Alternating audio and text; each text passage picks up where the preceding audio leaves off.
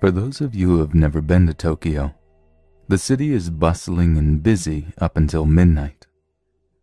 Once midnight hits, the train system shuts down, so if you're on the train at 11:59 and it's about to turn midnight, the train will go to the next stop on its track, and then everyone has to get off.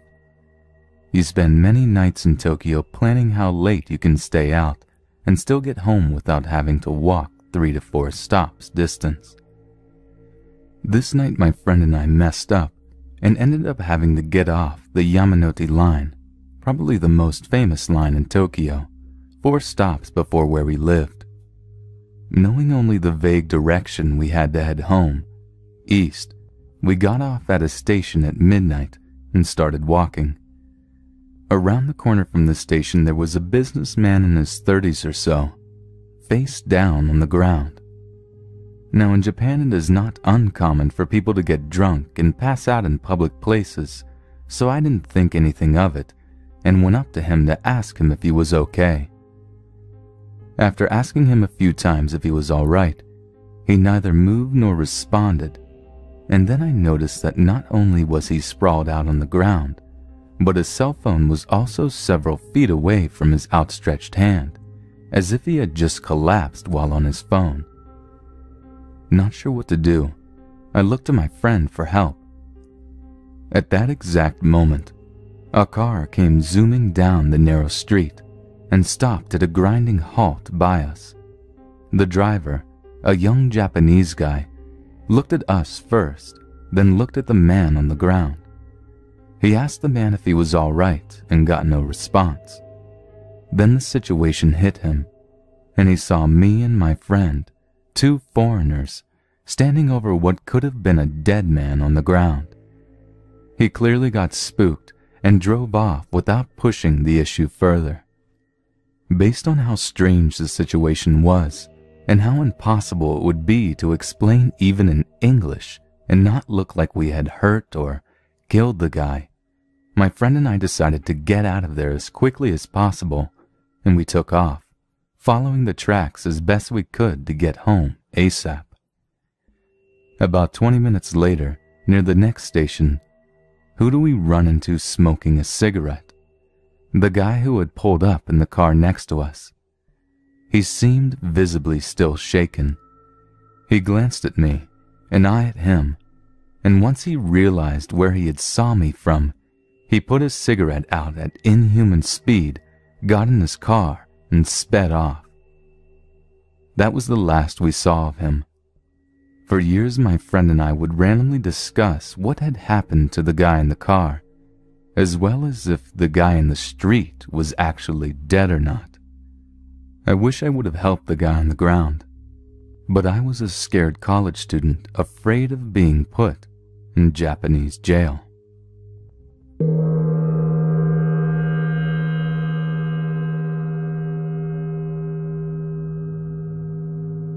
To start off, I had just finished my junior year in high school, and my Japanese language class was taking a trip to Japan to learn more about the language and culture. A friend of mine, and now girlfriend, who was unable to take Japanese that year asked to come along, and was allowed to by our teacher. The trip was 13 days, and covered a lot of ground in Japan. This friend, who we'll call Sarah, has a history of horrible headaches and migraines, but neither surfaced during our trip, except for one. We were in Kyoto, about to watch a performance of various types of Japanese theater, and had showed up a bit early. While we were in line to buy our tickets, Sarah started looking a bit distressed, and I asked her what was wrong. One of her headaches was coming on, and I had no clue what to do. I only knew it was going to get horrible. In an attempt to relieve her pain, I offered to take her to buy some coffee. Caffeine helps headaches. The great thing about Japan is that there are vending machines everywhere, and more often than not, they'll have hot and cold coffee cans in them. So I'm walking her down to the main street in the Gion district, looking left and right down alleys for one of these vending machines. After a few minutes, I see one in a shady-looking alleyway. As we get to the vending machine, I start pulling enough yen out of my pocket and have enough for 3 drinks.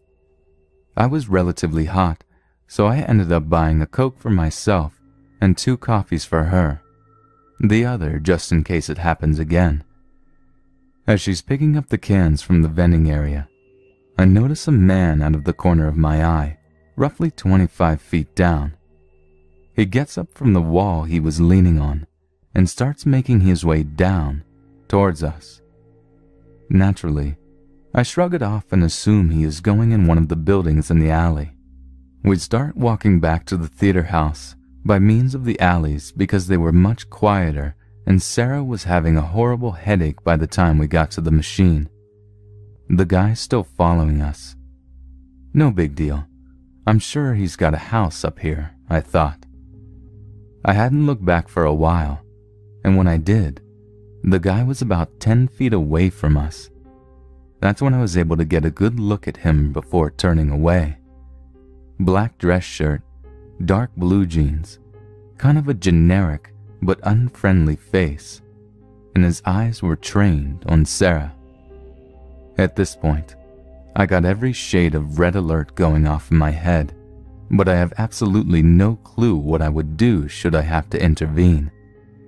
I'm still holding my can of Coke in my hand, and that's about the only weapon I've got besides a knife in my backpack. So, I start to shake it pretty hard just in case. Should I have to use it then, it'll spray all over the guy's face and give us just enough time to hightail it back to the main road, where she wouldn't be in any danger. As I'm shaking the can, the guy advances closer and closer, and finally puts his hand on her shoulder. I flip the fuck out and point the can at the guy's face and open it in a matter of seconds, expecting it to shoot a stream of steady carbonated danger in the guy's face. Nope. Just kind of shot off a bit of foam and soda. The guy is stunned briefly, and that gives her enough time to escape his grip, and I don't know what I was thinking, but I just kind of swung the can in front of his face. About half of the can empties on the guy's face with open eyes. As he's doubling over in pain, which probably didn't last long, we hauled ass back to the main street and hurried back to the theater. Now, I have no clue what the guy's intentions were, but I'm just glad I was able to keep her out of danger.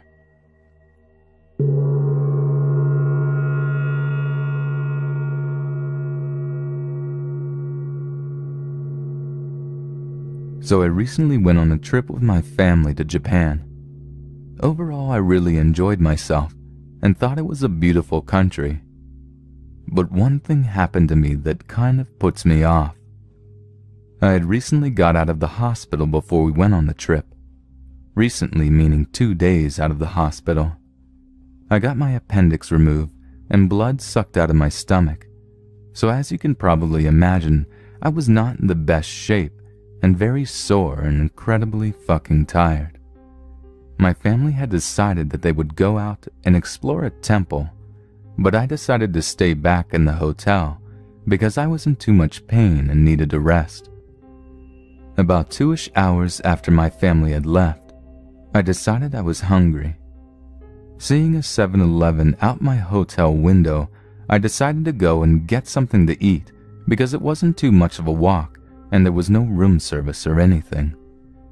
So I set off on my small journey to get some food. After buying some kebab things and a strange cake, I went to the small seating area to sit and eat because I was too tired to walk back yet. It was just me and an older Japanese man sitting behind me. I felt someone touching my hair. I turned around. He started trying to tell me how beautiful my hair was, but his English was terrible, so I just smiled and said thank you. This was not uncommon, as I have strawberry blonde hair, and a lot of people in Japan seem to be fascinated with it. People always come up and touched it. I got back to eating. But soon after, the man moved next to me and started trying to talk to me again. To be completely honest, I sort of felt obliged to try and communicate because he seemed so cute and old and innocent. I just wanted to be nice. Bad idea. Shortly after, he decided to take a seat next to me. He starts saying short phrases in English. Incredibly sexual short phrases. His English seemed to have gotten better, and he continued to ask me for sex and tell me I was beautiful, and I was very uncomfortable at this point and got up and left the 7-Eleven. At this point, he decided it would be really cool and a fun idea to come outside with me. I was so tired and needed more pain medication, so at this point I just couldn't deal with his shit. I wanted to go back to the hotel and nap. I turned around and began cursing, telling him to leave me alone now. All of a sudden, he got this very angry look on his face and actually spat on me. I was so furious at this point that I turned around, ignored the pain in my stomach, and walked home so angrily I probably looked like a cartoon character.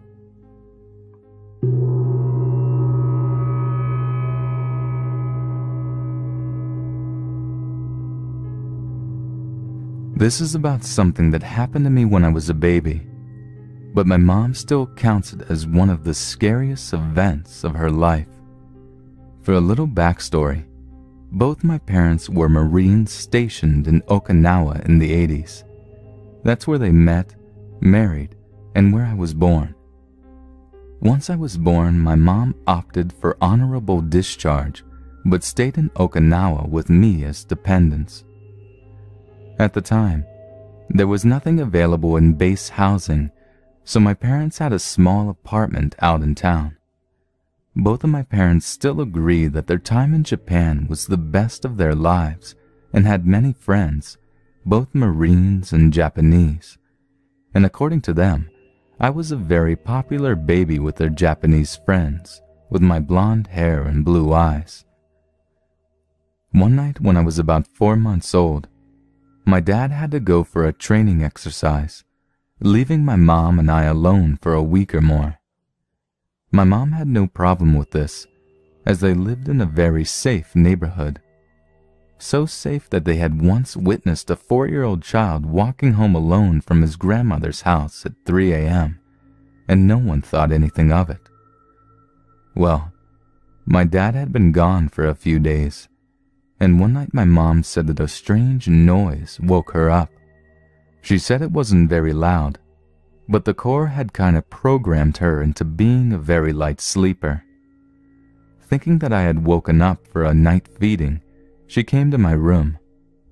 When she came to my open door, she found a strange Japanese man reaching into my crib, trying to pick me up.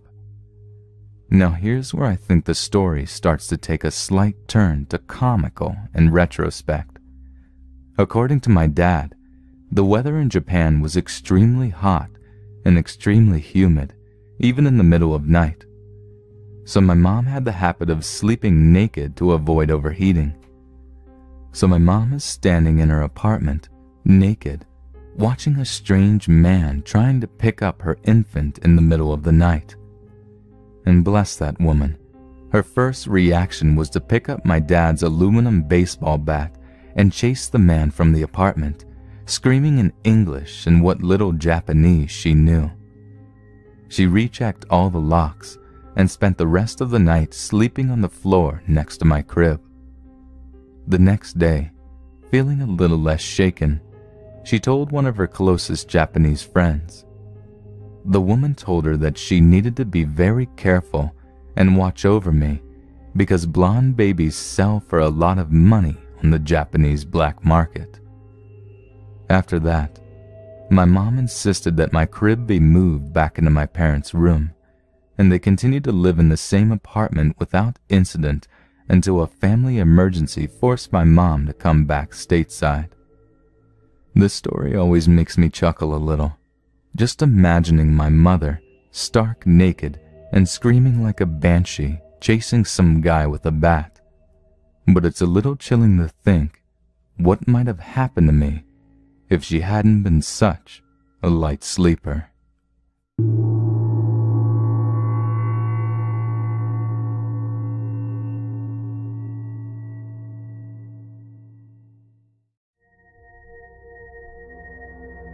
I'll never forget that night. It was last year, and I had just turned 25. I had been to a friend's wedding in another state and was returning by train. I reached the station around 5 a.m. It was freezing as the temperature had just hit 4 degrees. All I could think of was getting home fast, so I could sleep for hours after being tired from many nights.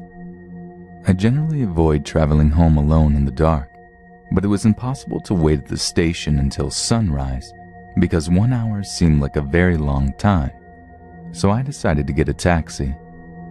The distance from the station to my apartment is roughly 40 kilometers. There were 2 taxis, and I got into one of them without making any eye contact with the driver. I told him where I wanted to go, and we started. The man must have been in his late 50s or early 60s. Silver gray hair, big build. I decided to go with this taxi because I thought I'd be more safe with this fellow since he was elderly. And that was a mistake. Nearly 15 to 20 minutes had passed. I was looking at the road ahead. There were very few cars and all I could see were trees that were close by and fog covered everywhere else. Suddenly I noticed that this guy had been staring at me from the rearview mirror, and he didn't blink or look away when I looked at him. It had been over 2 minutes, and he was still staring. He had scary, droopy eyes. I was very uncomfortable at this point, so I used my scarf to cover half my face, which was only covering my neck all the while. This didn't stop him, and he suddenly started laughing like a maniac. Then he said a word in some other language, so I asked him to repeat, and my heart was beating very fast. "So many people are dying," he said, and he started laughing again. I was too afraid to ask him any questions. I stood there frozen, regretting why I didn't wait at the station. My hands were shivering because I was trying to send a message to a friend, but my fingers just couldn't type properly. He turned around, now facing me, asked me if I was married. I managed to speak nervously, "No," and he said, "You will repent." With these words, he started to speed up. My mind was going crazy now. What the fuck did he mean by that? Why would he say such a thing to me? I tried looking around if it was a good idea to get off that taxi, but it was still very dark and there weren't many cars around. There was maybe 2 or 3 cars that would pass us every 5 to 10 minutes. But by this point I was pretty convinced that he was taking me to some other place. Maybe he wasn't, but I was still just too terrified to think straight. I was trembling with fear, and I was sure he was going to attack me or do something worse. Suddenly he slowed down, and he seemed to be talking to himself. "People die. You'll die. She'll die," pointing to the empty seat. With those words, he stopped the taxi right there and asked me to get down, saying, "We need fresh air, and the petrol's over."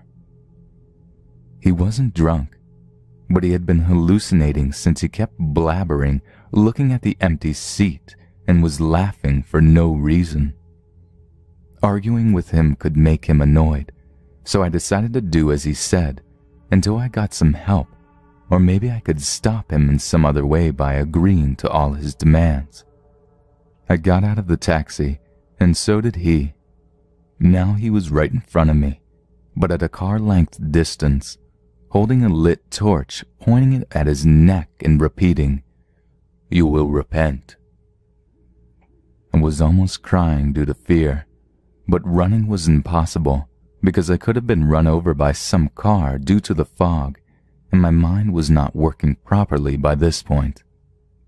The thought of calling someone didn't occur to me earlier, and now it was too risky since this maniac was standing right there holding that torch and moving his head like some possessed person.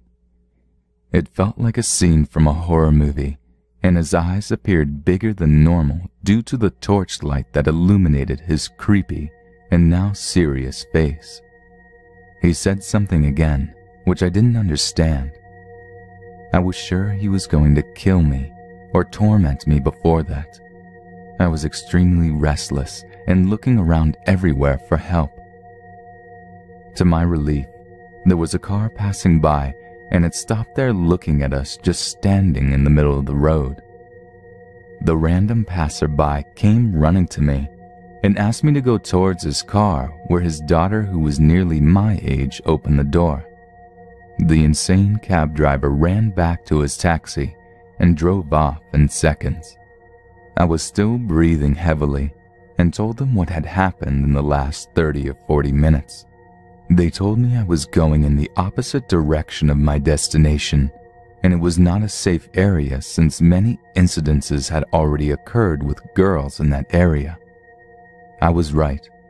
That driver was taking me to some other place. They had sensed something was wrong by the way that maniac stood there holding the torch and the way the light shone my silhouette more clearly, so they decided to check what was going on. Had they not stopped, I wouldn't be alive to tell this incident. Since that night, I never travel alone again at night.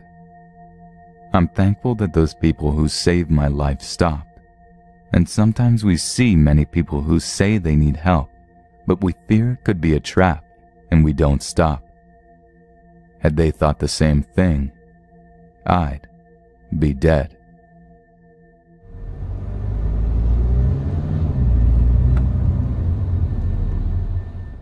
Me and my sisters, of which I have 3, grew up in a smallish country town in rural Australia. As you could probably imagine, there was not a lot going on there, and one by one, we jumped ship and moved to greener pastures. In this instance, bigger, more exciting cities. This story is not mine, it is my youngest sister's. When it came time for her to follow suit and move out, she followed the rest of us to Sydney. At the time this story takes place, she was 19 years old. At her first work Christmas party, not long after she'd arrived in town, she got slightly intoxicated and, not knowing the city very well, opted to pay for a taxi in order to get home safely.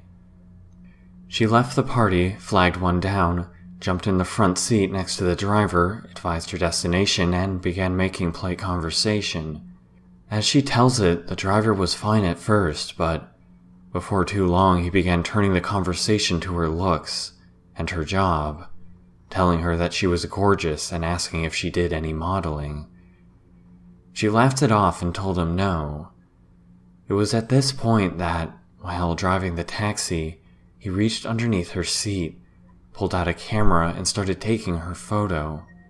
His compliments grew increasingly cruder, and she asked him repeatedly to stop taking her picture before getting angry and yelling at him to stop the taxi and let her out, which he would not do. Thinking quickly, she looked ahead to see if there were any red lights coming up where he would have to stop the car.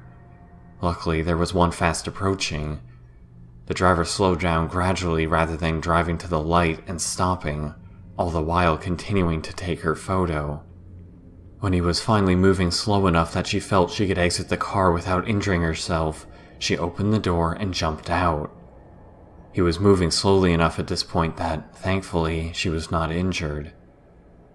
Drunk, scared, and lost, she sat in the gutter briefly to collect herself before finally coming to the realization that, as she had no clue where she was, she would have to get in another taxi in order to get home.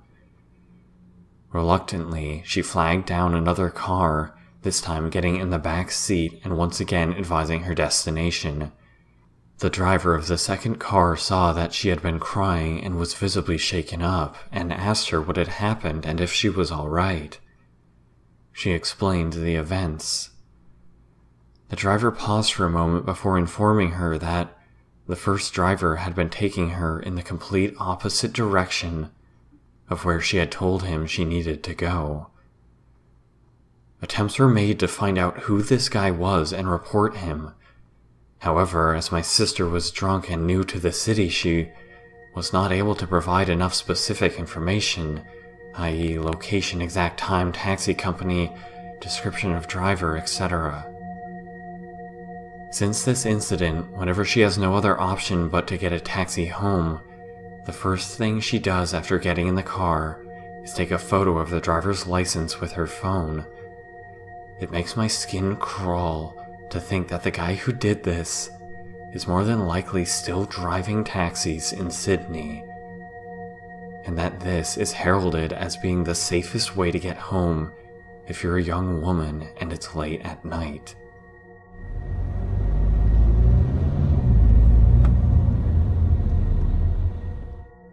I work at a bar in a suburb of Melbourne that is safe during the day, but has become sort of notorious for a high rate of rapes and abductions during the nighttime, specifically along this main street that my work is on.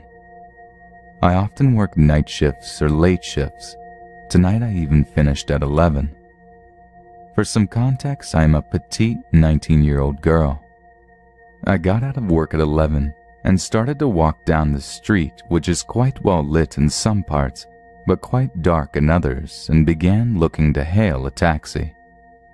I was having no luck finding one, and in fact there were very few cars about, which was unusual. I looked across the road and saw a dude with a hoodie on that was concealing most of his face. He looked young, maybe early to mid-20s, and high on something. He seemed quite shady to me, and I noted he was pretty tall but thin, and I guess I looked at him for too long, because then he crossed the street towards me.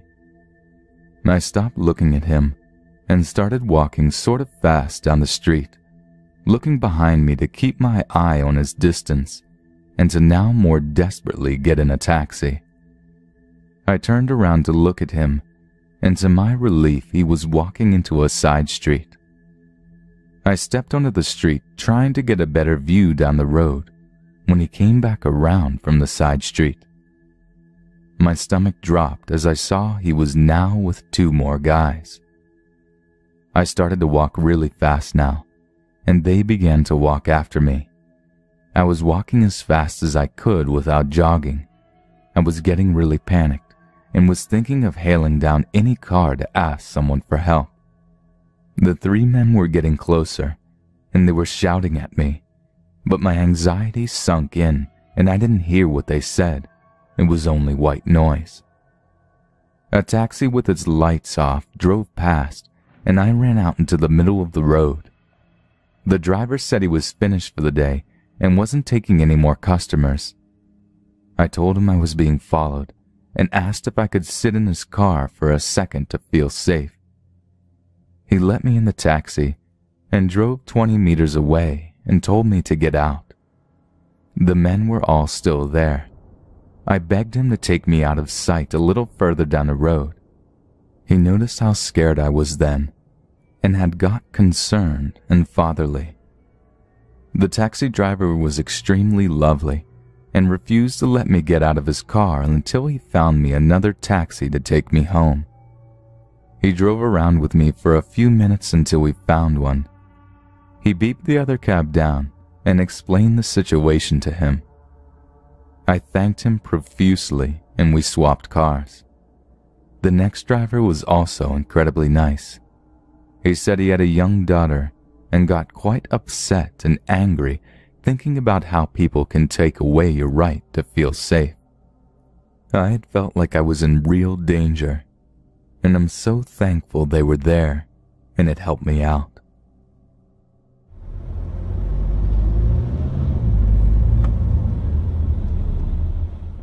This incident happened not all that long ago. I'm a 19-year-old female and obviously enjoy the night out with my friends. This particular night, a girlfriend and I had headed down to our local club/pub. We were dancing, drinking, and having a great time when I noticed it was about 2 a.m. coming up to the closing time, around 3 a.m., and we should probably think about heading off soon, as if we waited until it had closed, the wait for a taxi would be quite long as everyone is looking for one. So I let my friend know my plans, and she insists she wanted to stay, and she then walked me out the front while I waited for a taxi. As we get to the top of the stairs, she sees me off at the door and goes back inside.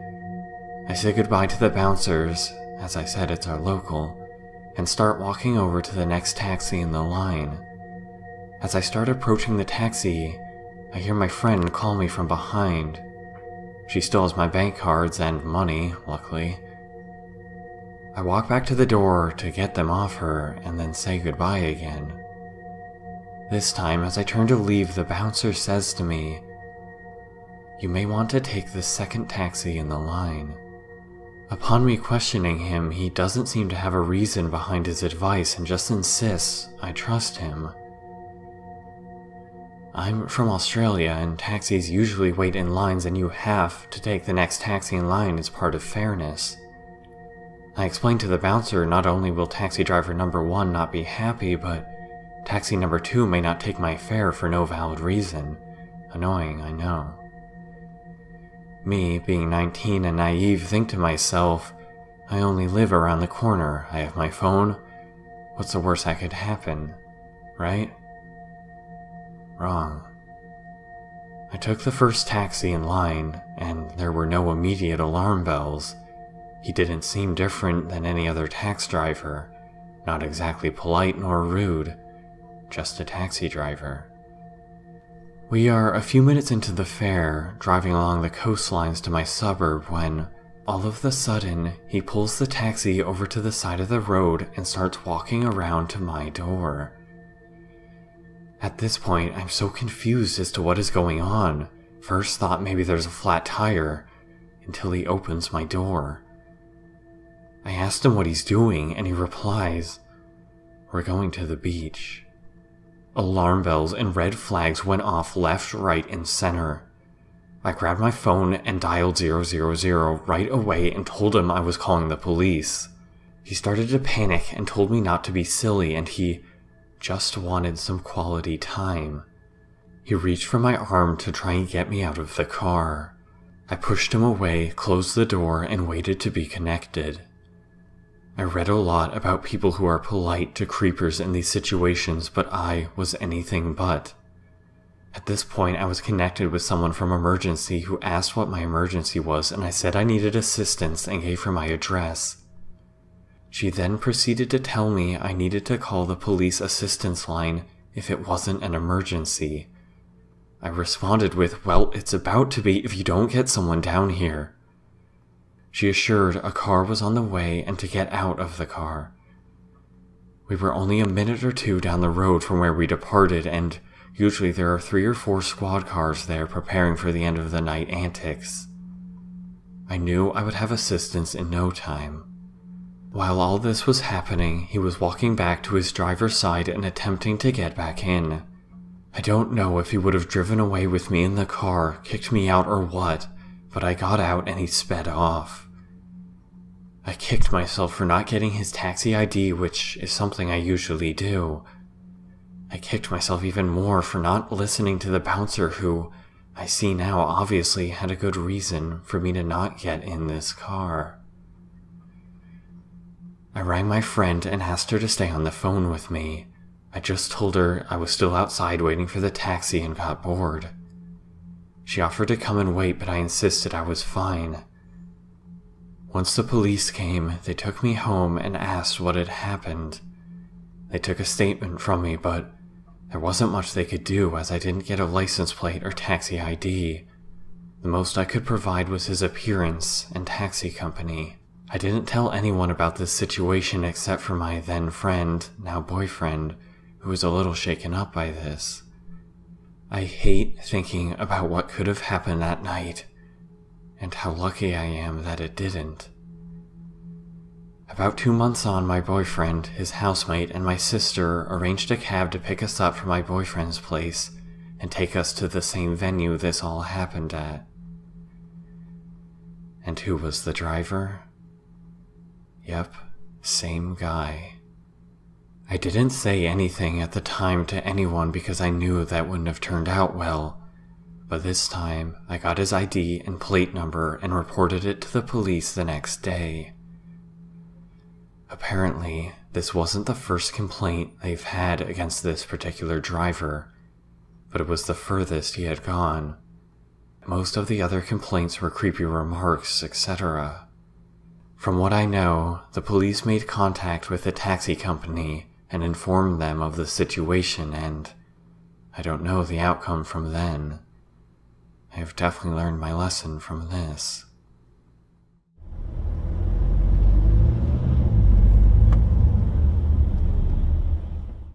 I'm a 17-year-old female from the UK, and this took place a few months ago at my grandfather's funeral, or at least the after-party to it. Me, my cousin, and her best friend were drinking, because that's what you do at a wake or whatever. I was 16 at the time, and I needed to go home at 1 in the morning, and I was completely shit-faced, so I called a taxi. I wasn't ready to walk home in the state that I was in. After 10 minutes, the taxi arrived. I quickly finished my drink, said goodbye to everyone there, and got in the taxi waiting outside. The taxi driver was a pretty ordinary-looking Pakistani or Indian guy with dark hair and glasses. I paid to go home, which cost something along the lines of £40.50. And I never said a word to him besides my destination. On the way, he asked a bunch of questions, like my age, why I was out drinking so late, and why I'm going home alone. I told him I was 18. I don't know why I did, and maybe I wanted to feel older or something. I said that I was back from a funeral and wanted to dull the pain. I didn't answer the last question. He asked me if anyone was at home to open the door for me or to see me to bed safely, me thinking this dude was just a good Samaritan wanting to know I was safe. I just said that everyone at home was likely asleep, but it didn't really matter because I was often a rebel and came in late and they knew that. In retrospect, I probably should have just said there was someone at home waiting for me to return.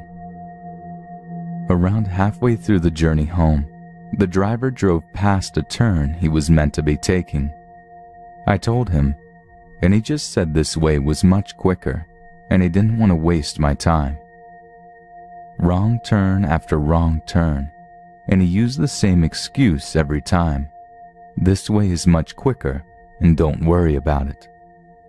He went down an alley near a closed-down theater and a car dealership, which was also shut down. I told him he must be confused because this is not near my house. The car stopped slowly, and I became confused. I asked what was wrong, and he put his arm around me. He told me that he couldn't focus on the road because of how distracting I was. He then leaned into a kiss, but I blocked him off with my hand and asked what he was doing. Maybe I gave him some mixed signals, I don't know. Keeping one hand on my shoulder, he grabbed my leg. This is when I started getting serious creeper vibes. He then unzipped his trousers and presented himself to me. I went from thinking he was just a regular guy who's been receiving mixed signals to a full-blown rapist in seconds. He began to feel me up, my chest and thighs. I honestly had no idea what to do at this point. Should I do what he wants, or should I try to escape? But if I don't, he'll probably kill me. I made a snap judgment and went along with it. I pretended it was totally fine, and what he was doing wasn't rape, and that I wasn't underage. I started to feel him up too, and I kissed him a few times. And luckily, before it could get anywhere else, he got a call. He told me that he needed to answer it and that we had to do this some other time. I said okay, and he dropped me off at home. I haven't told anyone and don't plan on doing so, and haven't called a single taxi since. I'm just glad it didn't go anywhere, because if it did, I could have been raped or killed. Whoever was on the other side of that phone call, I owe you my life. I called the police anonymously the next morning and gave them a description. No arrest has been made yet.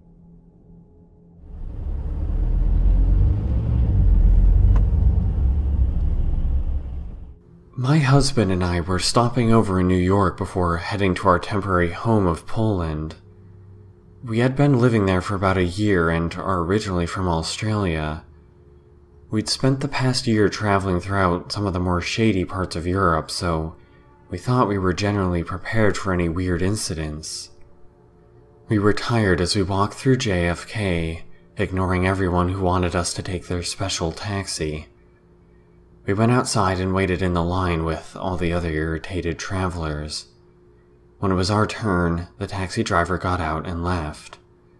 Another guy came and took our bags. The motor was still running.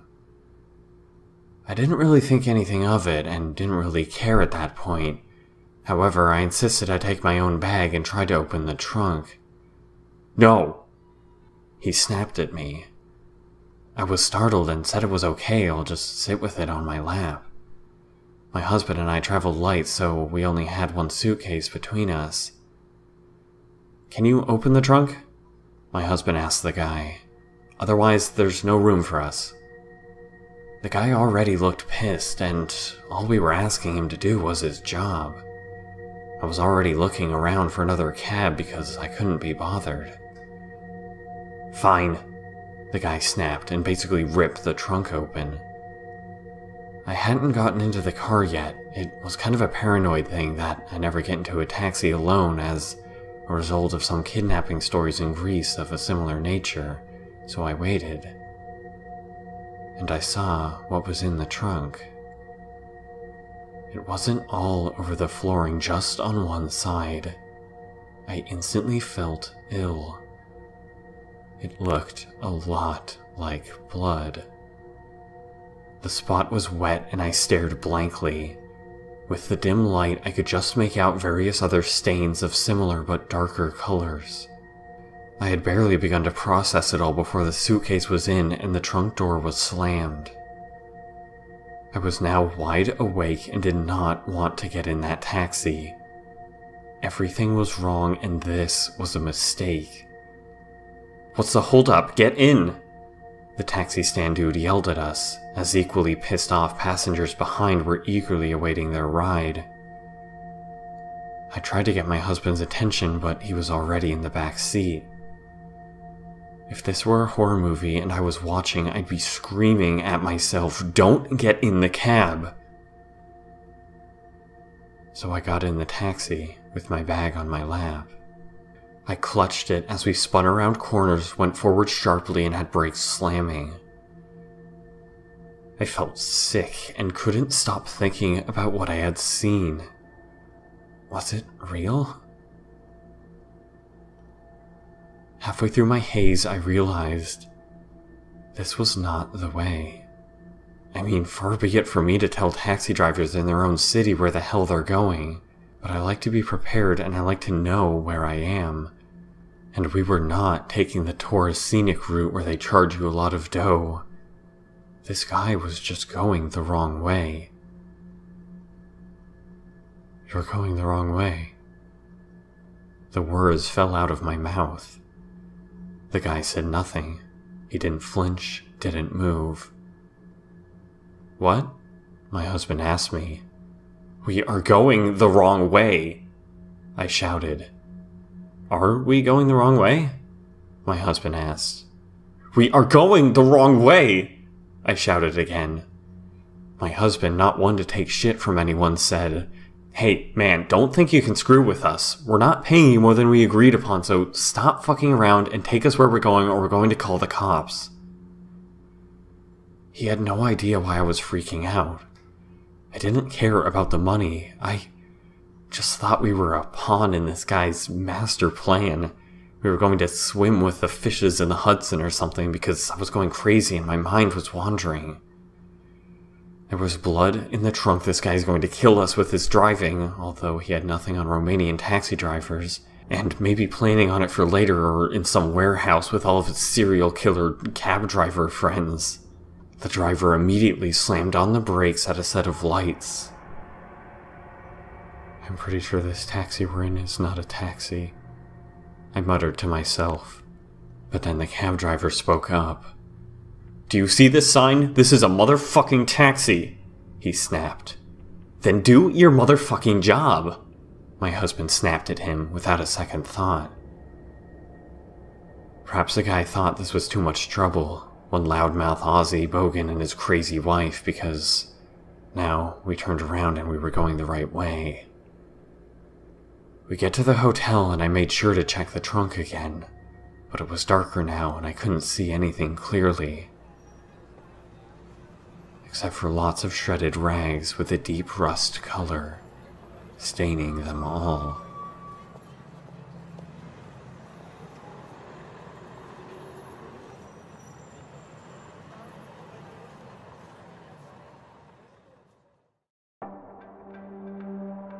My boyfriend and I took a trip to the Oklahoma Zoo last month and had a blast learning about all the animals. Nearing the end of our zoo visit, it was close to closing time and had begun to rain just a little. We were at the back of the zoo on the Ozark Trail exhibit, which is a half-mile long trail that winds through and over natural Oklahoman habitats such as forests, plains, swamps, and even man-made structures like barns and sheds. We were kind of rushing through because it was getting late, and even though it was drizzling, it was hot and humid and taking its toll on us. Besides a couple of stragglers, the huge exhibit was mostly empty. We approached the halfway point, a part of the trail that led into a barn to showcase nocturnal local fauna, and my boyfriend said he was about to pee himself and couldn't hold it anymore. There were benches in this area, so I said I'd wait while he backtracked to find a bathroom. He ran off, and I figured I'd check out the barn while I waited, assuming it might be cooler in there. The barn was dark. It housed owls, raccoons, a huge bat tank in the middle, and some various other animals along the shelves. The only light source was a dim black light in the bat tank and some low heat lamps for the owls and some lizards. It was also extremely humid and stuffy, so I passed over the animal shelves quickly and stopped for a sec to admire the bats. It was a floor-to-ceiling glass tank, and it was kind of hard to see, so I cupped my hands around my eyes and kind of leaned into it. As I was doing this, I felt someone press into me from behind and squish me against the tank. I thought it was my boyfriend at first, but I smelled pretty strong BO and knew it wasn't him. He wears deodorant and definitely put it on this day. I thought it was some kind of joke and waited for the person to leave, or like maybe they were just being pushy trying to see the bats better. I felt him breathing hard, and he kept pushing harder and harder against me. I was panicking, but in denial at the same time. Like, why would this guy be doing this? I tried getting away from him, but he wouldn't budge. I could feel his hands groping my sides and hips, and I was actually embarrassed that he was grabbing and pinching the roll of fat above the waist of my pants. I remember how awful he smelled, and how loud his breathing was, even though the bats were squeaking and making a ton of noise. The cell phone in my back pocket vibrated really loudly, and he jumped, and when it started ringing, he finally let go and took off. I didn't see which exit he left out of, or even what he looked like because I was too stunned to turn away from the bats. I felt shocked and humiliated and scared and sexually violated for the first time in my life. I wanted to leave the barn, but I was scared that if I moved, he'd come back. I wasn't sure if he was still there or not. The phone rang again, and I saw it was my boyfriend who was calling. I answered it and he said he couldn't find me, I told him where I was, and he walked in a couple seconds later. With my boyfriend there, I felt safe again and saw that the guy was nowhere in the barn. I'm sure he was long gone. I wanted to ask my boyfriend if he'd seen anyone leaving the barn, but I knew I'd have to explain it to him, and the idea made me feel physically ill. I thought about telling zoo staff before we left, but again, I'd have to relive the story, and I didn't think they'd be able to do much with my description. It didn't occur to me at the time that they might have had cameras in the barn.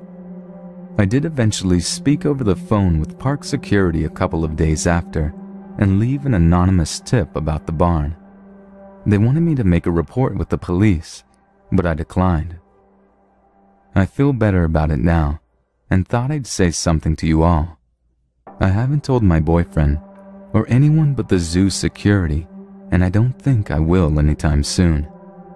It's a lot easier to talk about it when it's anonymous. Even though there was no chance of me anticipating an attack in a barn exhibit at the zoo, many insecure young people might feel invincible, like I did, when it comes to sexual attacks. Please always be vigilant and careful, especially when you're in a dangerous situation. There is no telling whether or not you'll be a target, no matter what you look like. I was really curious about any creepy encounters I might have had when I was little. I asked my mom, and she starts explaining this situation to me. I was 5 or 6 when this happened at a local zoo in a small town in Ohio. We were around the big cat exhibits, and I was in love with the cheetahs at the time. And one of the exhibits had about 2 or 3 ocelots that liked going near the fencing around their enclosure. There was a tall wooden fence about my height, and then heavy-duty wire around the enclosure. But then there were holes big enough that I could surprisingly stick my chubby kid hand in. I remember thinking that the ocelots were just baby cheetahs, and I was trying to pet one of them. We started walking around the rest of the zoo. I got cotton candy stuck in my hair and almost pissed myself when we went into the aquarium because I was terrified of sharks, etc. Basically, we were having an awesome time, and kid me was excited about all the animals around. That was until my mom says that she noticed a woman watching us intently. We wound up heading back to the big cat area because I wouldn't shut up about the ocelots. Mom says she got slightly nervous when we were walking back because she thought that the woman had been following us around. Mom had a stress-related mental illness, and I guess she got a little paranoid. But in this case, it was a good thing. This woman comes up to me as I'm watching the ocelots, and I remember thinking that she looked like a movie star because she had blonde hair and bright red lipstick. She says something like, "Come with me, honey. We'll go look for a zookeeper and see about letting you pet those kitties." So I nearly shat my pants at the opportunity. I ignored my stranger danger lessons and took her hand.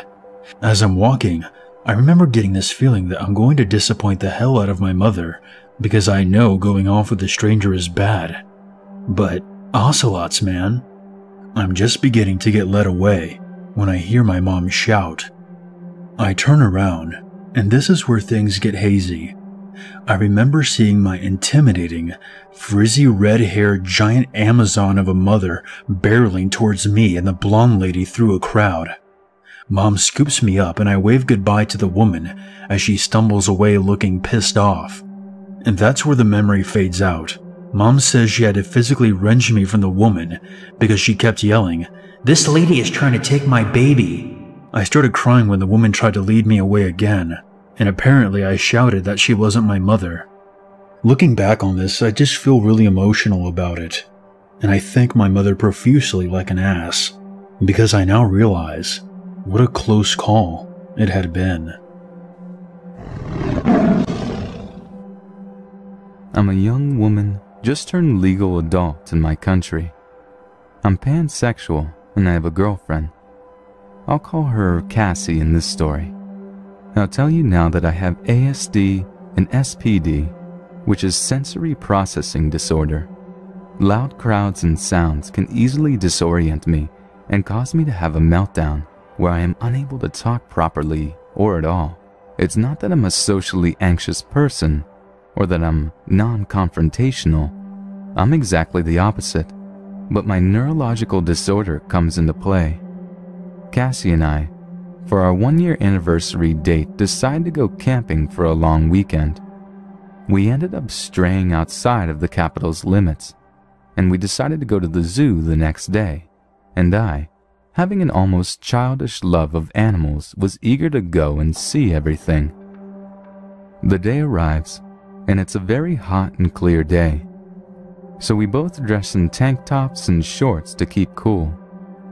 When we first got there, we slathered on sunscreen on each other to keep ourselves from getting Irish tans, and then in our giddiness shared a short kiss. Right off the bat after pulling away, I noticed this guy watching us from behind Cassie. He was balding, a little taller than Cassie, who was 5'2", but shorter than me since I'm 5'5". He was portly, with a Charlie Chaplin mustache and a pair of sunglasses on. I guess for some people still, seeing a pair of girls together who aren't sisters or best friends, it's weird, but this guy automatically made me feel nervous. I tried to brush it off as paranoia, and we bought our tickets and went into the zoo together. I thought that the guy watching us wouldn't be there, but nope. At every exhibit we went to, every time we stopped to look at an animal, he was there, or next to us, staring at us. Cassie is a pretty observant person, so she noticed and tried to take loops to avoid him, but he just kept popping up. Eventually, though, he didn't show up alongside of us, so we thought he was done being creepy. Around this time, I didn't put in my foam earplugs, a way to keep me in loud, noisy places a little while longer, and so everything was starting to get to me. By the time we got to a cafe that's there, I wasn't able to speak hardly at all, so I went nonverbal. Cassie had to use the restroom, and since it was quiet in there, she figured it was best to leave me alone. I was sitting at a table, nursing a chocolate milk and some poutine, when, yup, creepy guy walks over. Before I can protest, he sits right down across from me at the table and starts talking. "So, what's your name, pretty girl?" I didn't answer, just stared at him. "Come on, don't be shy. What's your name? Was that girl your girlfriend? Are you a lesbian?" Those questions he kept repeating, and I was struggling to verbalize a strong go away to him, but all I could do was squeak. Yeah, not very threatening. So, he keeps going, the questions getting a little more sexually aggressive. "You ever been penetrated? Ever use a really big dildo on yourself or your girlfriend?" He even asked me if I'd ever had a threesome with my girlfriend. Finally, I had it when he touched my cheek and smirked. I literally stabbed his hand with a plastic fork I grabbed from the poutine. When he hollered, I smacked him. Like I said, I'm a confrontational person, and I stormed into the bathroom. I used an app on my phone to alert Cassie of the situation, and we both agreed to tell the staff. Creepy guy was still at our table when we returned, and he gave us a look. I couldn't tell with the sunglasses, but I knew he was stripping me and my girlfriend. We told a worker what was going on, who immediately alerted the zoo security. Creepy guy got up and was about to leave when he was apprehended and started telling the guard that I was the one who harassed him. Big mistake. Angrily, I typed out a message explaining everything, to which Cassie confirmed, both of us ready to crucify this pig for even trying to pull that after what he did. Luckily, the guy believed us and had the guy escorted to his car. In apology, we got free behind-the-scenes passes and got to check out some really cool stuff, so that was fun. But later that day when we were leaving, the security guard pulled us aside and gave us his number. Apparently, while he was yanking the guy out, he said something that made this guy sick. He told him he just wanted to have a threesome with us, and one way or another he was going to penetrate a couple of lesbians. Word for word, that is what he said. It stuck in my mind and I can't get it out. He gave us his number because he didn't want this creep attacking us and getting away with it. If we needed him to act as an additional witness or the like on our behalf, he would be glad to. To the security guard, I want to thank you so much for going up and above the call of duty.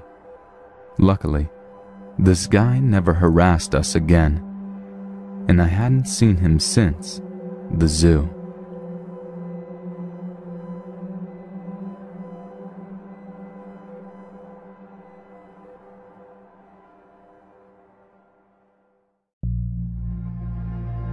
This happened a while ago, so I apologize if some things do not seem clear. I've removed this experience from my memory for an obvious reason, but have now decided to tell people about what happened as I realized it's something I shouldn't hide. Me and my brother Ron were in my room watching the NFL, screaming at the screen when our team would do something idiotic. We were 40 minutes into the game. The cornerbacks were messing around, and out of frustration, Ron slammed his fist into the remote, turning off the television by accident. I said, "What the fuck?" and turned the TV back on. As the screen loaded back up, we heard fast-paced footsteps downstairs. Ron and I quickly turned our heads to the bedroom door.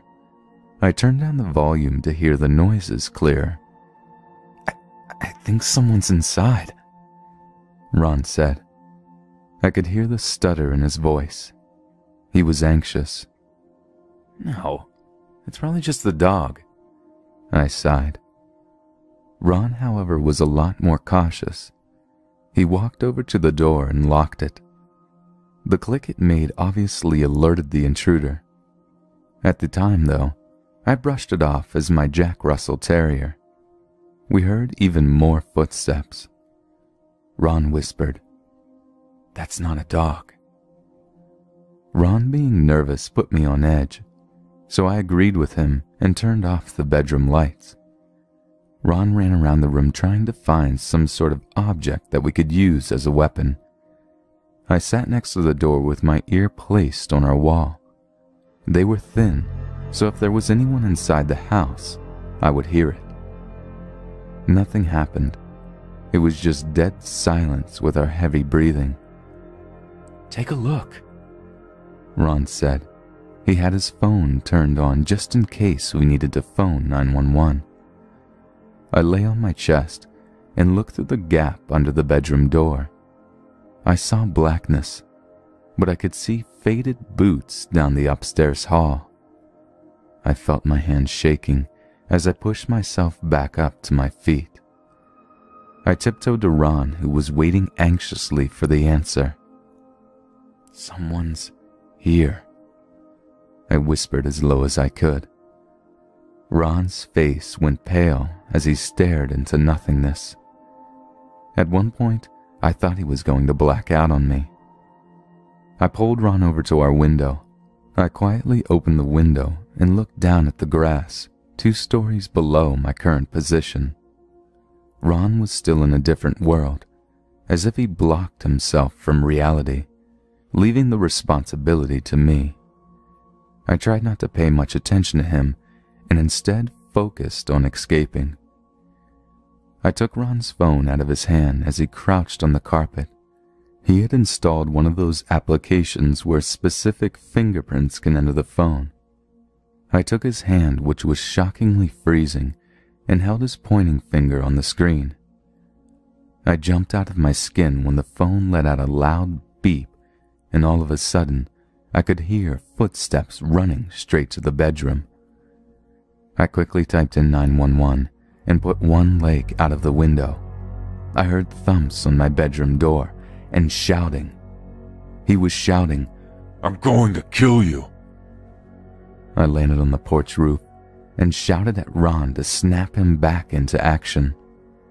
Ron stood up quickly and stumbled outside of the window. He landed on the roof beside me as I forced the window shut again. "We need to jump," I said. I could hear faint thumping behind the walls. He was struggling to get inside our room. I jumped off the porch roof and sprained my ankle. Ron was wobbling on the edge of the roof. "Quick," I said. I avoided shouting as whoever the intruder was would have known we were outside. Ron touched his chest, head, right shoulder and left shoulder, making the cross, and jumped.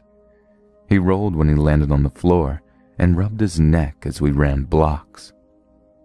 We had run a good 6 blocks until I realized I had left the dog behind and heard a faint voice in my jean pocket.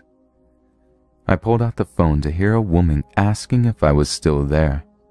I told her that we needed cops immediately. She told us to stay on the line, and cops were en route to the house. I burst into tears from fears of what just happened and worrying if my dog was hurt. I talked to the operator as both me and Ron slowly walked back to the house. We heard the siren and felt weight lifted off of our shoulders. I sat in my chair on the porch, with Ron in a squat position beside me, both of us waiting to come face to face with the intruder. 4 cops came out. There was no man, but one of them was holding Lewis. Lewis was my dog. I stood up and held Lewis, kissing his head and patting his back. I sat back down in the chair and placed him on my lap, still hugging him and apologizing for leaving him behind.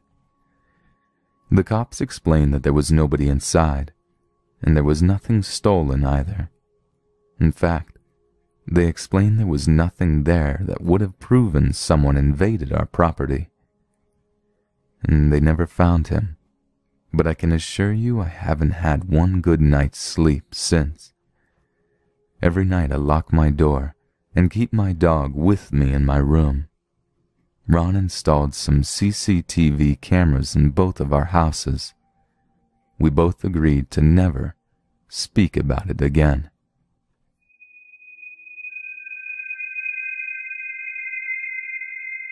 When my dad was 16, he lived in a small farmhouse in the middle of a rural forest area somewhere on the west side of Washington State.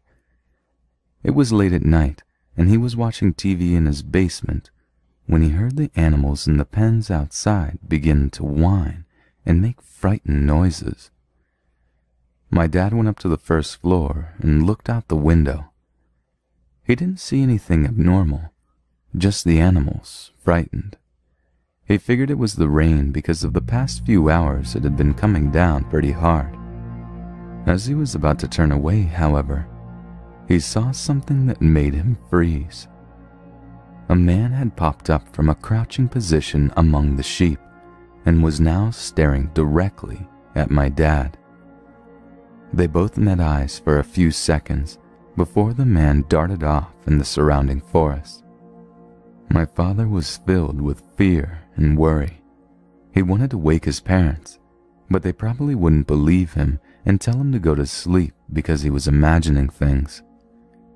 My dad went back to his TV show in the basement, but not long after, he heard scratching on the outside of the first floor walls. At first he let it go and assumed it was a mouse or small animal, but it wouldn't cease, and he began to get worried. There was more scratching and even more tapping, but then suddenly he heard the shattering of glass breaking. My dad's eyes widened, and he rushed to the closet and took out the family's 12-gauge shotgun. The person had smashed the outside door handle off and reached in through the broken window to unlock the deadbolt. My dad hid in the closet and called 911 with the basement door locked. The TV was off, and he whispered to the operator that someone had broken into his home and he was hiding in his closet with a gun. The operator told him to shoot if the guy attacked, and that the cops were on their way. My dad could hear things being knocked over, drawers being opened and slammed shut, cabinets being opened and closed, and doors being opened and slammed. He heard the stairboards creak and stuff being rummaged through on the second floor. A few minutes later, while the guy was still upstairs, officers suddenly stormed the house through the open back door. They were shouting, telling the guy to get on the ground. My dad opened the closet door and made his way out of the basement and into the kitchen. The officers came back down with the man in cuffs. They asked my dad questions about what had happened, if he was hurt, and other stuff the police would need to know. A few glass plates and cups were the only things broken, and besides that, the house was only in mild disarray. My father was tearfully embraced by my grandparents, as they had feared the worst. From that point on, renovations were completed to remove all windows near the entrance to the home.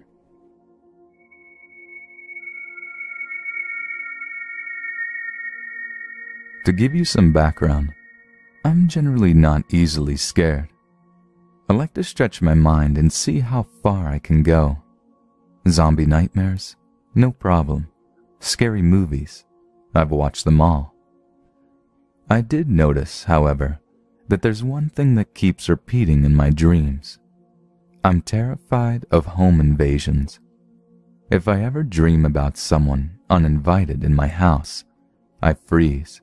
Can't move, can't scream, can't run. So I've been doing some thinking as to why that may be, and I figured out why.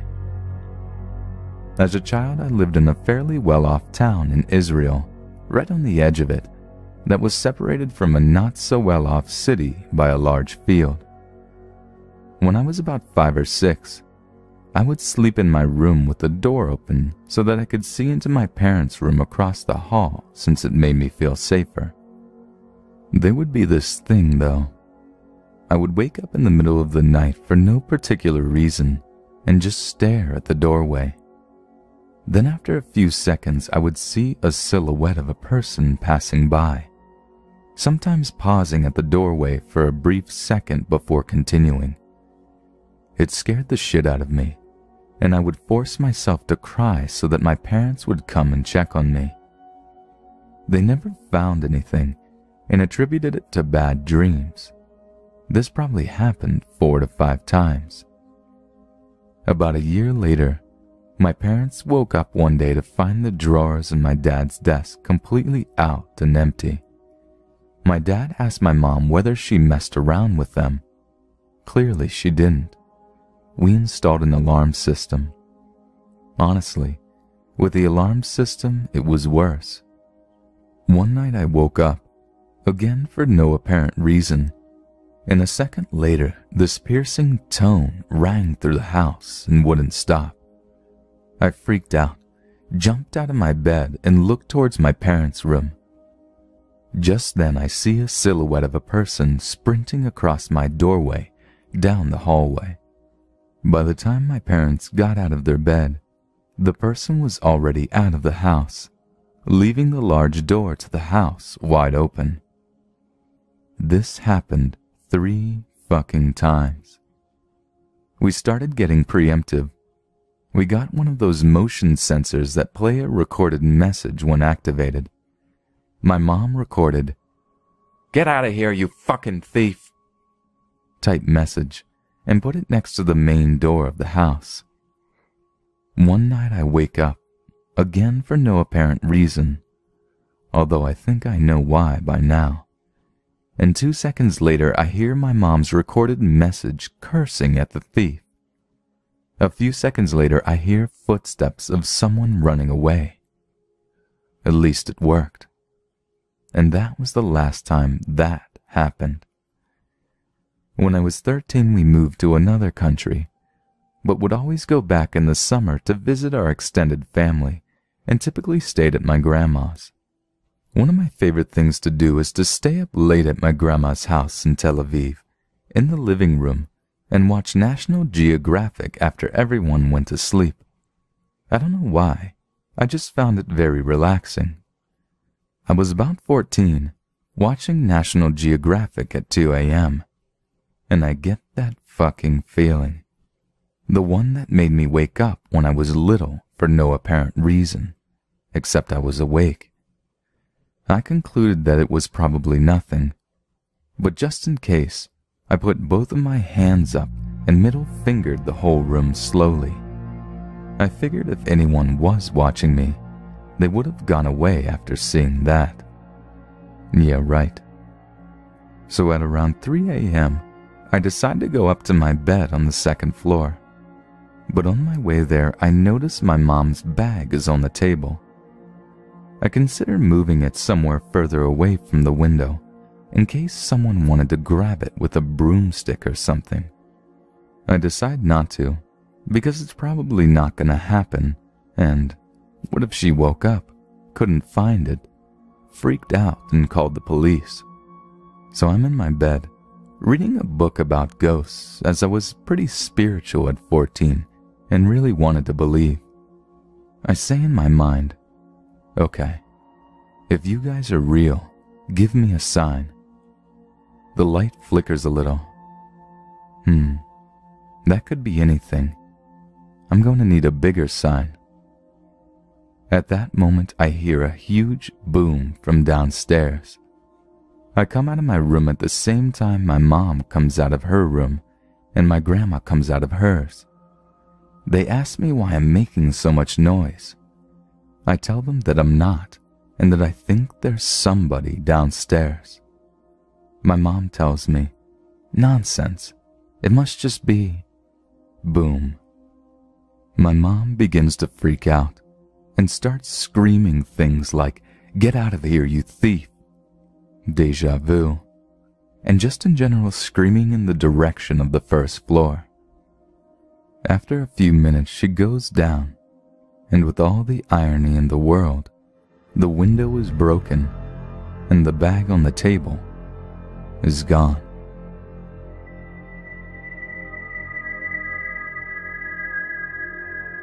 This happened in the mid-90s. I attended a Catholic school as a child, as did my friend Taylor, and we were always given the Monday after Easter off of school. As every weekend, I had opted to spend the night at Taylor's house. This time on Sunday night, since we didn't have school the next day. We were 9 years old and in the 4th grade, and we lived in a town that literally this past year was rated the 5th safest town in our state. Our parents had no problems with us being home alone on a Monday. Taylor lived on what I would call an in-town farm, being it was a farm with horses and fields and whatnot, but was right on the edge of town, about a 2-mile drive from the center of our small town. Taylor and I were sleeping in her upstairs bedroom when we were both awakened at about 7:30 a.m. by what was the unmistakable sound of someone kicking in a door downstairs. Her tiny terrier dog Chance ran down and was barking like crazy, and then the banging stopped, and we heard Chance yelp loudly from being kicked or hit. At this point, we were terrified and silent, and Taylor finally whispered if we should call her mom, and I urged her to call 911. While she described to the operator what was happening, we could hear the person walking around downstairs, back and forth, I assume carrying things out of the house. The operator had us quietly get out of the bed, and we went into the closet. I remember sitting there with her on the floor and just praying the police would get there soon. I also remember thinking maybe we should climb out onto the roof of the farmhouse like we often did through her window. The level of fear in my body was something I will never forget and is indescribable. Luckily, in what felt like an eternity, but turned out was less than 5 minutes later, we heard the police pulling up and the cops screaming at someone. After several more minutes, the operator told us it was okay to go downstairs. I'm not sure what loss of communication there was, but when we walked down the stairs and around the corner into the kitchen, 5 cops stood there with their weapons pointed at us. When they saw it was us, they took us into the living room and calmed us down and started with all the questions. In the end, it ended up being one of the laborers who worked for the pool company who was installing a pool who robbed the home. That is how he knew what time Taylor and her family were normally gone from the home. According to the police, he was very remorseful when they told him there were children in the home. I really wish he knew that my entire life I have still lived in fear of home invaders, and when I am home alone with my children now, if my husband is out of town for work, I lay awake or freak out at the slightest sounds. We have also installed a security system for my ease of mind. While writing this entry, I thought to myself to check the court records about the man whose name is still tattooed in my memory. Turns out since that home invasion, he has a laundry list of other charges as recently as 2013 for burglary, assault, battery, and meth. This doesn't help me feel any better about what could have happened to Taylor and myself had he found us there, alone.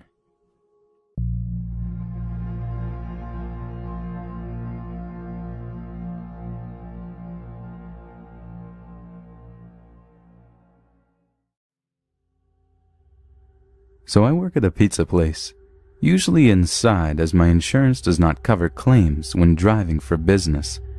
But occasionally I will cover a delivery shift for one of the drivers because the money is good. Our delivery area includes a few new development upper middle class cookie cutter neighborhoods, bad tips, an older 1940s era village, average tips, 2 apartment complexes, great tips, some trailer parks, great tips or no tips, and a bunch of rural areas, usually good tips. Not rural to the point of seeing hundreds of stars at night, but enough that you couldn't hear your neighbors yell. So about a week ago, I was covering a delivery shift. I come back to the shop feeling pretty good. I'm averaging $5 a delivery, and they've been all pretty good and pretty close, and I check to see if I have any more deliveries. I have one to an address I have never seen before, and it's out on one of those more rural roads. I asked the kid who took the order what was up, because there were special instructions on the ticket. He says, "They said go around back, because the front door is not operational." I'm like, okay, that's not that uncommon. People often want you to go around back. Either they painted the door, the house shifted and it's a bitch to open, or they're just hanging out back. So as I'm driving out to the house, I get an odd feeling. I don't really like the idea of going to the back of some house out in the sticks. It would be all too easy for some thugs to order a pizza to an abandoned house. There are quite a few in the more rural areas, then jump the delivery guy. I figured I'll just scope the place out when I get there, and if it seems sketchy, just call them and make up some bull about how it's against company policy to go around the back of houses to prevent robberies. As I'm driving around the house, I realize it's towards the end of this road that gets less populated the further down you go. Great. I'm pretty near the address and driving slow. I see this abandoned-looking house, set back from the road with no address and in a bunch of trees. I think, that house better not be it. So I drive past and check the next house's address, and lo and behold, that abandoned-looking one was the right house. Shit. At this point, I'm not super worried, though, because out in the boonies, the standards of upkeep on your house are pretty low, so a house in disrepair isn't all that unusual. I double back to this house and pull into the driveway. At this point, I'm getting bad vibes, and it just doesn't feel right. I park my car at the very end of the driveway, with the rear of the car on the shoulder so anyone passing by can clearly see it. At this point, I call back to the shop and tell them I'm at this sketchy house, and if I don't call back in 4 or 5 minutes, call me, and if I don't answer, call the cops. While I'm on the phone, I take a chance to take a good look at the house. It looks extremely abandoned and not just in disrepair. The driveway is crumbling, bits are gravel, and there are weeds growing out of it. There is no mailbox, no trash cans, no car, no lawnmowers, no landscaping, no kids' toys, absolutely nothing in the yard. The yard hasn't been mowed in what looks like years. The house is total crap. The roof is all but falling apart. The siding is falling apart. The back deck, which comes around the side, is falling apart. The only part of the house that looks even a little bit decent is the allegedly non-functioning front door. The windows are all shut. It's 95 degrees and humid, and this place does not have AC. They all have the blinds or curtains shut. The few that aren't actually are boarded up. I don't even see any wires running to this house. It's not quite dark, but currently dusk, and there isn't a sign of any lights on in the house. At this point, I'm starting to get pretty nervous. I'm a 5'10" male, 180 pounds, not in any great shape, but I did take karate for 10 years, so I'm not helpless. But I do try to avoid any sort of confrontation I can, as I am mostly a pacifist. I'm not too concerned about getting robbed. No skin off my teeth, it's not my money. I mean, I would rather not get robbed, but I'm mostly worried about getting jumped or killed. It's a fairly safe area, but recently there have been some rather unsavory people moving in from the city. A big spike in home invasions and robberies, but more worrying is a few stabbings and assaults. So it's time to either nut up or shut up. I'm not just going to go charging in there like a fool, so I get out my phone and call the number they gave when ordering. While I'm doing that, I'm also getting the pizza out and make sure to leave my door open. A running car half in the road at an abandoned house with the door open looks suspicious, right? I figured if shit does go down, it might look out of place enough to make someone stop. Not that there is really any traffic this far down the road, unfortunately. I'm starting to walk up to the house while the phone's ringing. It rings twice, and then an automated message comes on. It says something along the lines of this phone number is associated with an internet texting app, one of the free ones you download and let you send free texts from a different phone number over a data connection.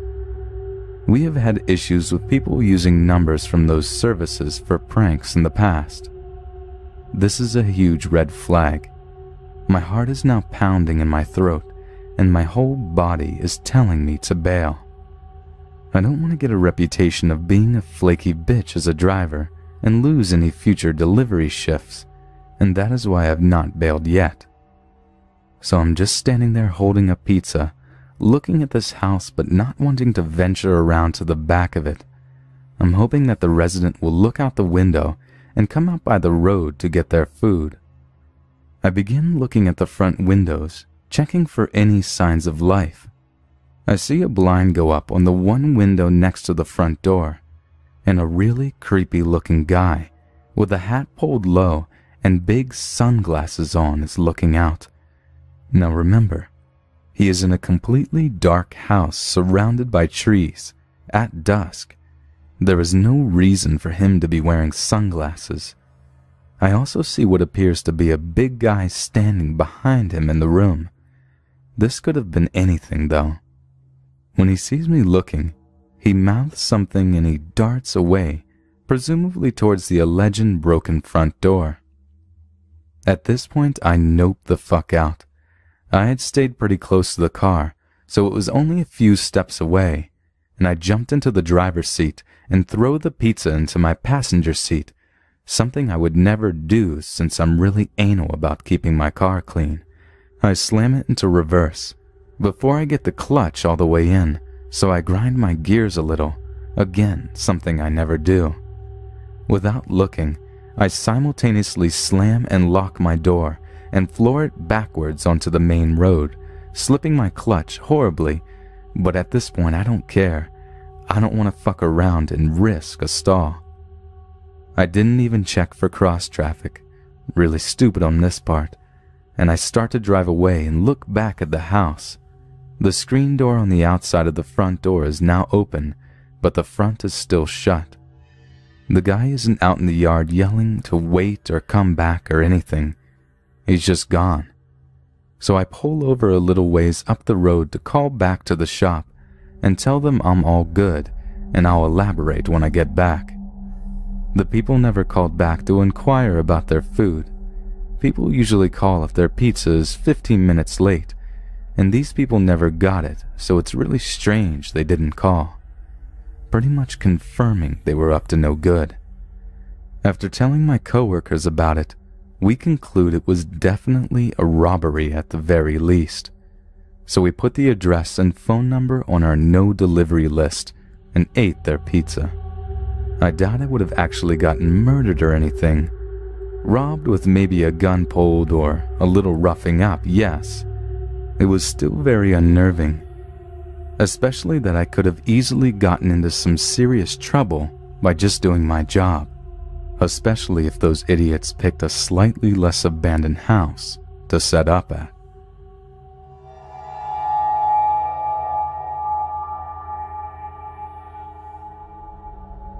A little background.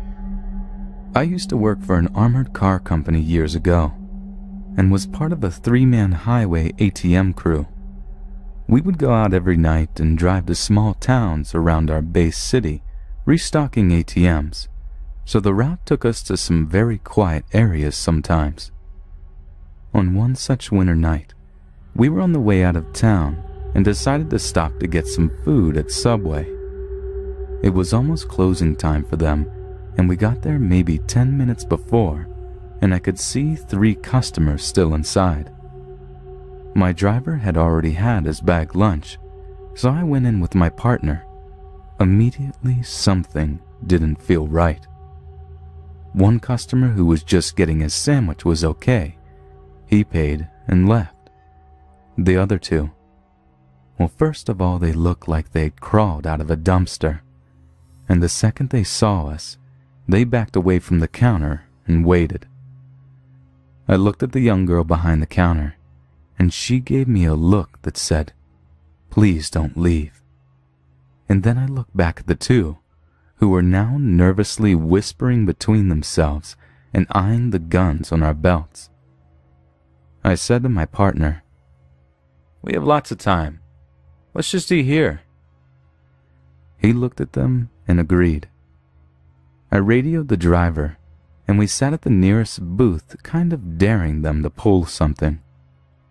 The 2 dirty fucks whispered between themselves again and bid a hasty retreat out the door. I saw them walk past our armored van and peek in the window, only to have the crap scared out of them when the driver turned abruptly and gave them a hard fuck-off look.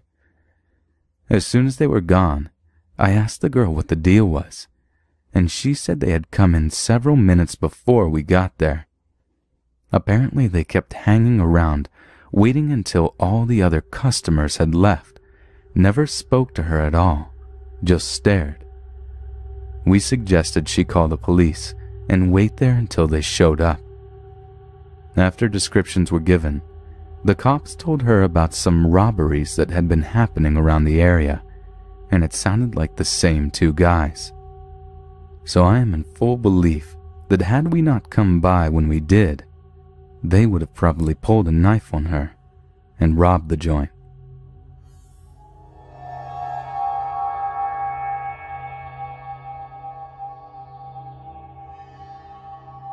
Back in the 90s, my family would drive to Florida every year.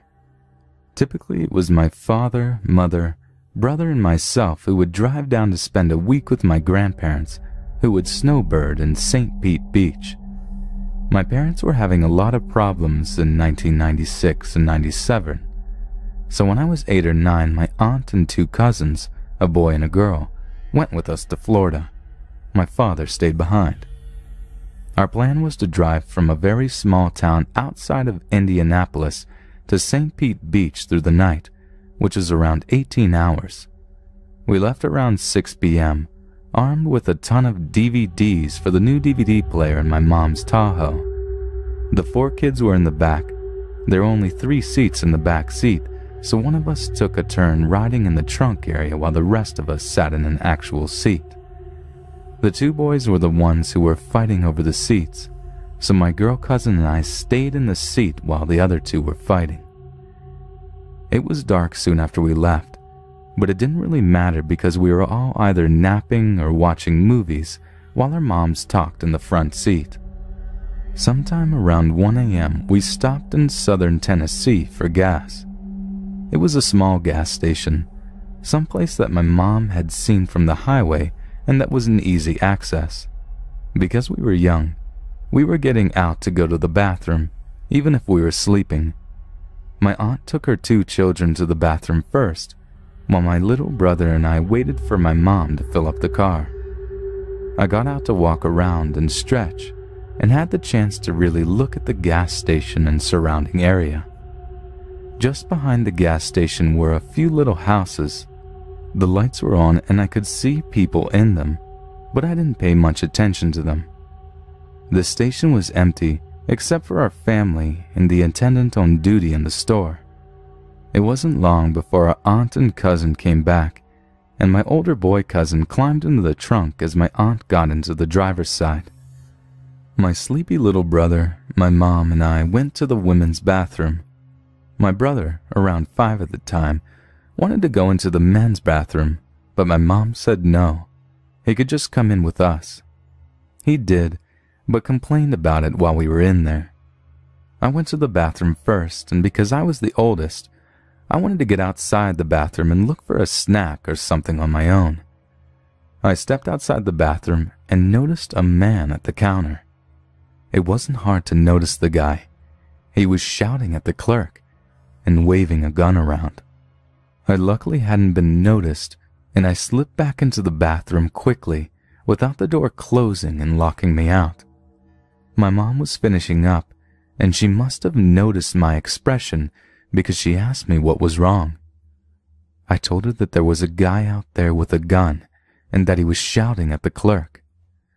Since she was done, she told my brother and I to stay back and peeked out the door.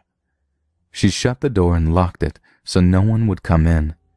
She told my brother and I that once the coast was clear, we were going to run to the car and get in, no questions asked. We kept listening for anything to change, and soon it was quiet on the other side of the door. We looked outside and the clerk noticed us finally. "If you run now, he won't see you," the clerk had said. I wasn't sure where the guy was, but he wasn't out front anymore. "Is it safe outside?" my mom had asked him. The guy nodded, and we ran out the door and hopped into our still open SUV.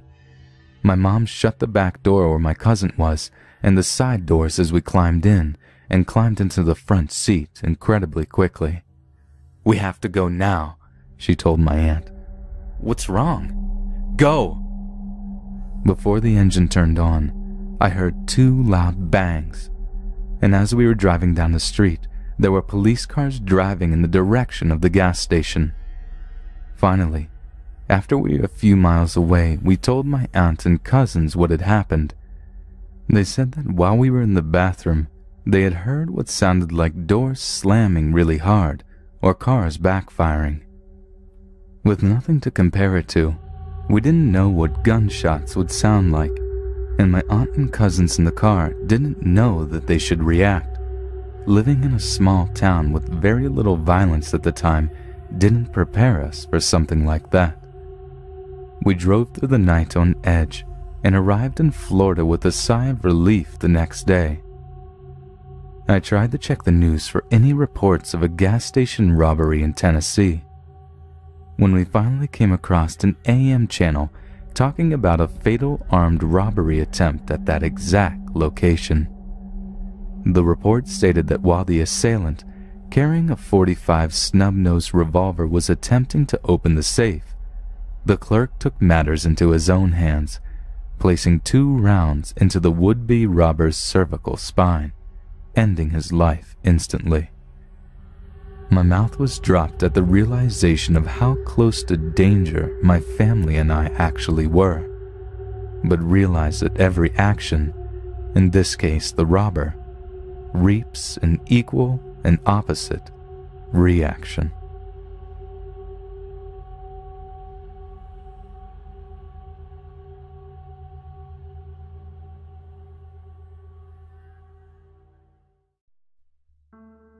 So about 20 minutes ago, my mother came to my room to discuss my little sister's birthday party, and she noticed that I was reading a subreddit.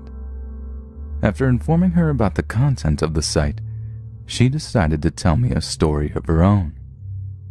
To start off, it would be wise to know that my mother was born and raised in a place in Russia near the Caucasus Mountains called Chechnya.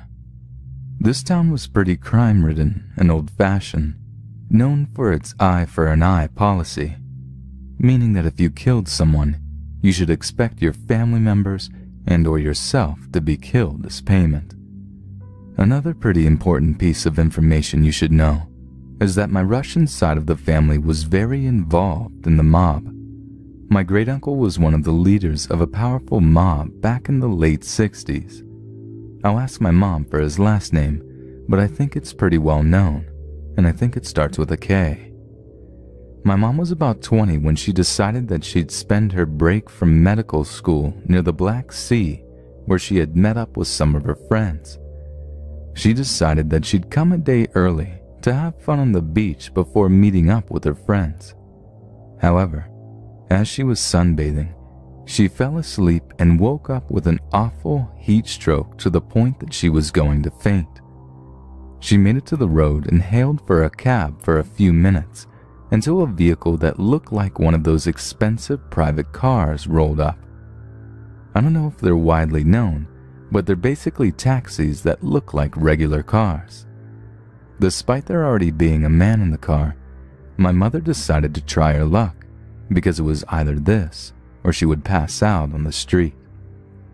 They let her in, and it seemed as though everything was going fine until she realized they drove past the hotel she was staying at. Eventually, they got off the road and started driving into the woods, and that's when my mom kind of realized that they weren't cab drivers. She had no weapons she could use. She was 5 feet tall and incredibly thin. All she was wearing was a bathing suit and a pullover dress, and she was still ill from the heat stroke, so she decided to use her words instead. I don't know if you know who I am, but I'm Kadyrov's niece, and my family's from Chechnya. You know that if you do anything to me, my family, especially my uncle, will find you and kill you and your parents and any relatives you may have. She just went on and on about her family and Chechnya's customs until the driver stopped the car and confirmed her statements, mentioning he knew some men in the army who knew her uncle and abided by the Chechen culture in the eye for an eye sense. After coming to a silent but mutual agreement, they drove her back to her hotel in complete silence, and she never saw them again.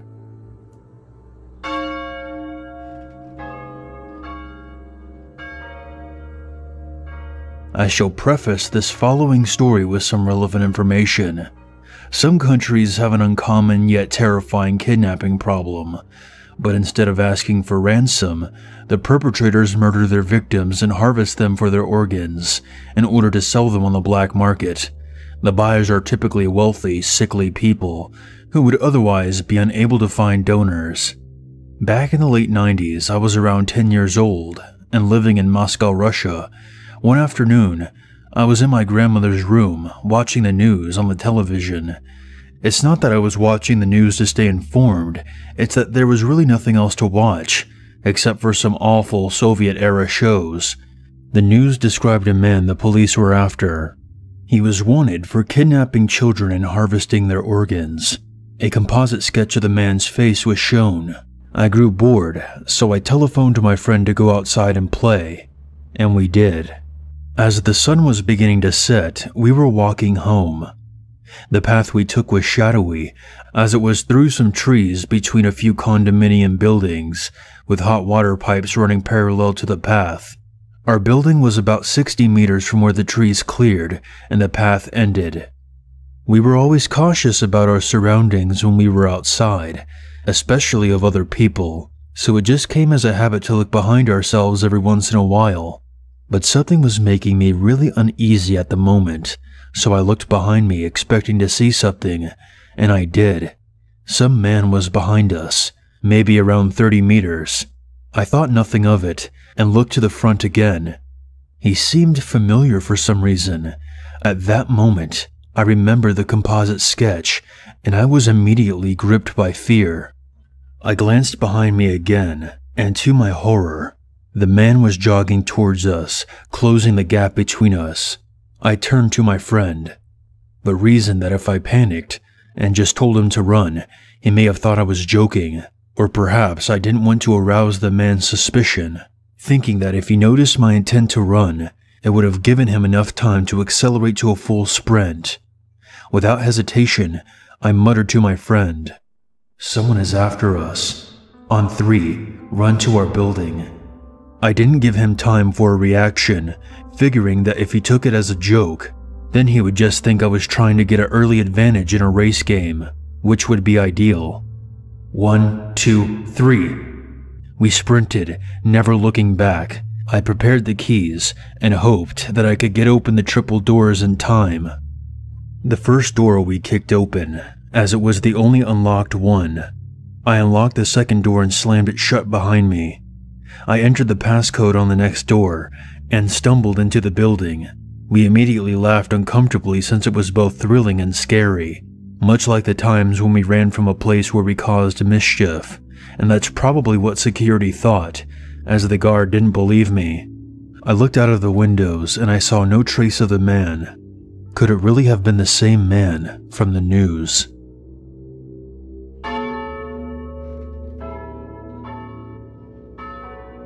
I'm 18, living in St. Petersburg, and stand at about 6'2". However, I am slim at about 155 pounds, so not terrifying, but a natural victim. My Russian is decent, but locals speaking quickly is still a little difficult to understand. 2 nights ago, I was going out to the nearest pub for a drink, and getting there involves going through an alleyway shaped like 2 L's, such that there is a point in the middle at which you cannot be seen from either road. When I reached this point, I decided to stop for a smoke before getting to the pub. I had been through this alley several times, and it's always been very quiet. A man coming from the other way approaches me and asks for a light. I offer it to him and he begins smoking. I naturally expect him to move off, but instead he just stands there, opposite me smoking.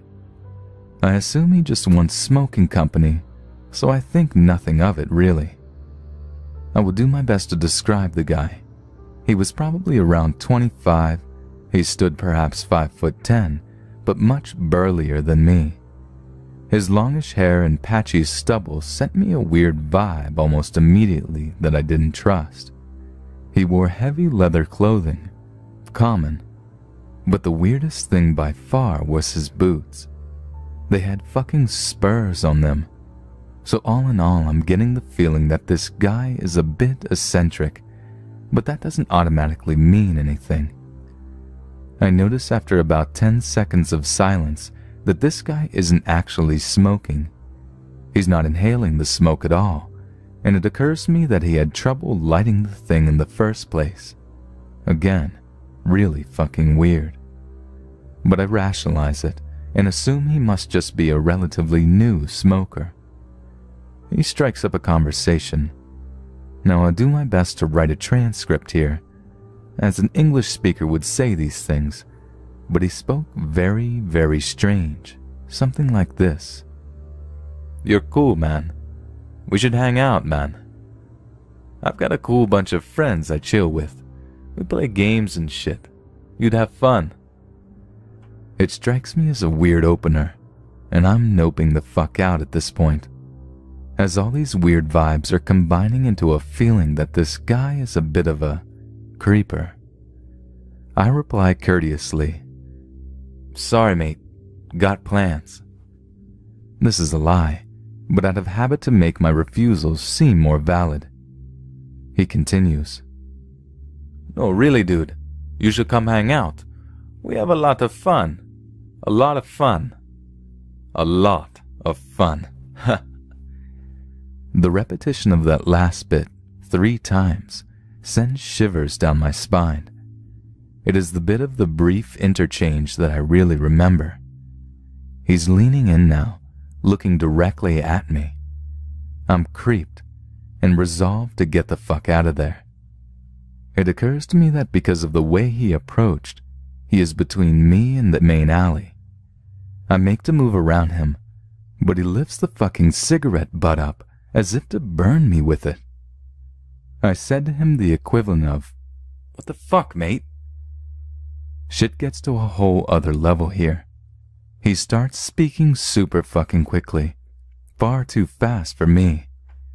I picked up a few things though, stuff about his friends, and a lot of swearing at me. He finished his rant with this fucking statement. "Are you a homophobe? We like to eat homophobes." He said eat. No, not kill. Eat. How the hell did this escalate to here? I don't know whether I'm going to be raped or roasted at this point. I've had enough though. He started towards me, but I shoved him hard in the chest out of the way and booked it down the alleyway and out into the road. I think he followed most of the way, but when I looked back he was walking the other direction with his head low. I was jittery as fuck for hours, and when I talked to the barman he said that this is kind of a weird area. A lot of gay people, and a lot of gay haters. Nasty kettle of fish, he says. This guy fucking terrified me. He singled me out in an alley, pretending to smoke in order to talk to me. Tried to invite me to something. A gangbang with his friends. Tried burning me with a cigarette butt, and then when I refused, he threatened to eat me instead. Needless to say, Russia is not for the faint of heart.